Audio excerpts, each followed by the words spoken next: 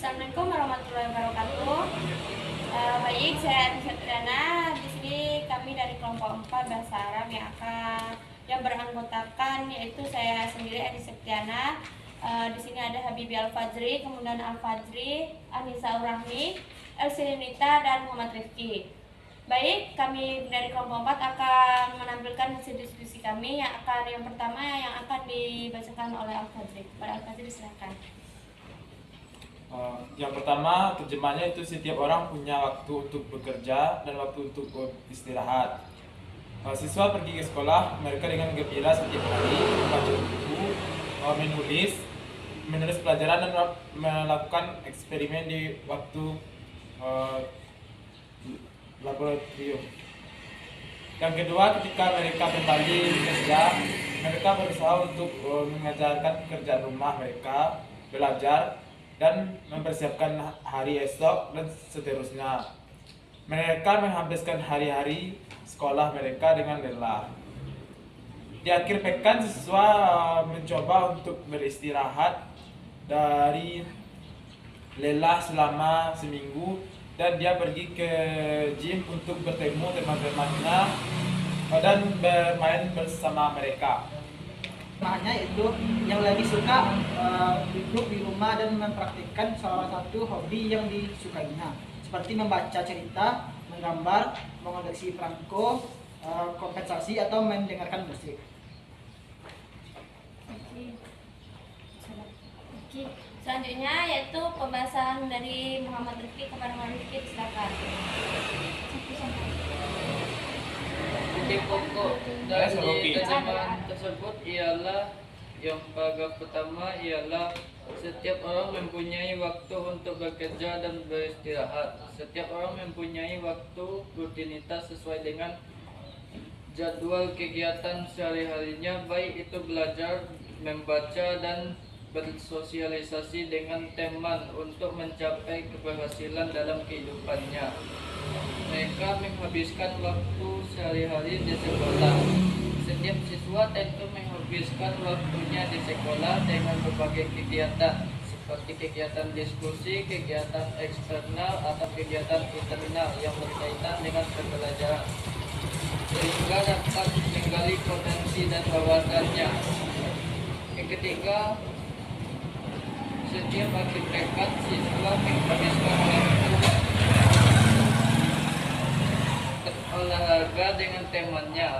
Pada setiap hari Minggu, siswa menghabiskan waktunya untuk olahraga, di antaranya yaitu nge-gym yang tujuannya untuk membugarkan jasmani dan menghabiskan waktu untuk hiburan bersama-sama.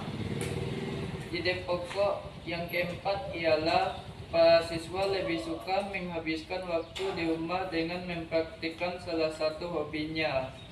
Dengan mempraktikkan salah satu hobi yang disukainya seperti membaca, menggambar, mengoleksikan perangko, dan mendengarkan musik. Hal ini dapat menghilangkan rasa kejenuhannya di rumah.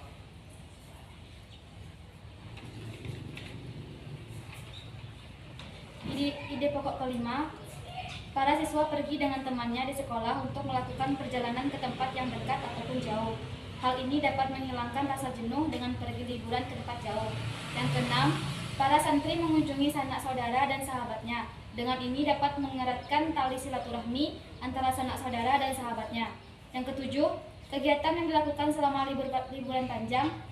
Ada beberapa orang suka mengeluarkan inspirasi baru seperti melihat negara baru, bertemu dengan orang-orang yang ditemui, dan belajar kepada tentang cara hidupnya. Kemudian belajar bagaimana menghabiskan waktu yang kosong dengan hal-hal yang bermanfaat. Baik, di sini saya akan menjelaskan tentang fi'il mudhari. Fi'il mudhari itu sendiri adalah kata yang menunjukkan atas makna dan zaman yang membuat masa sekarang dan akan datang. Dari pengertian fi'il mudhari menurut istilah ulama ahli nahwu tersebut, kita tahu bahwa jenis fi'il ini digunakan dalam ungkapan-ungkapan kata kerja untuk masa kini dan akan datang. Ciri-ciri fi'il mudhari itu ada beberapa, yaitu yang pertama diawali oleh huruf mudhara'ah, yang 4 yaitu hamzah, nun, ya, dan ta. Yang kedua yaitu layak bila kemasukan amil, nawaskhib, dan amil jawazib. Yang ketiga yaitu diawali huruf shin atau saufa. Sekian dari saya kembalikan ke MC.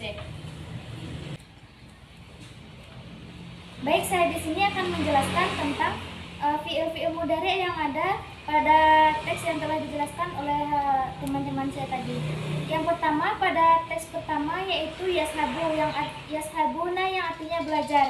Yang kedua, yaqra'una, membaca. Yang ketiga yaitu yakutubuna yang artinya menulis.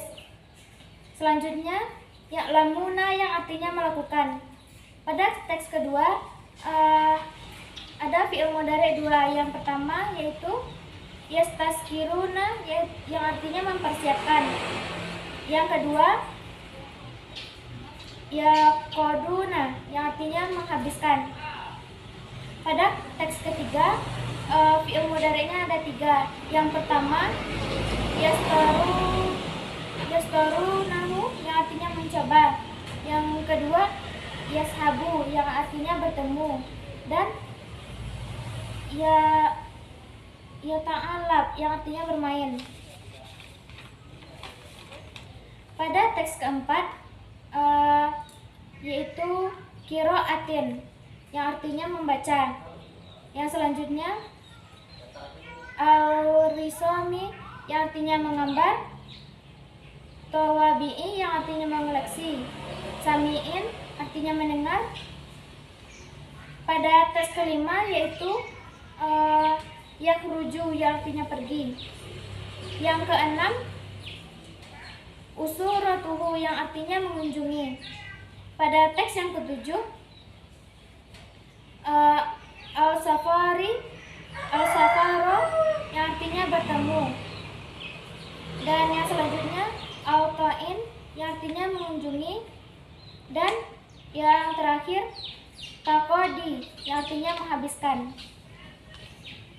Baik, sekian hasil diskusi dari kelompok kami yaitu kelompok 4. Saya akhiri. Assalamualaikum warahmatullahi wabarakatuh.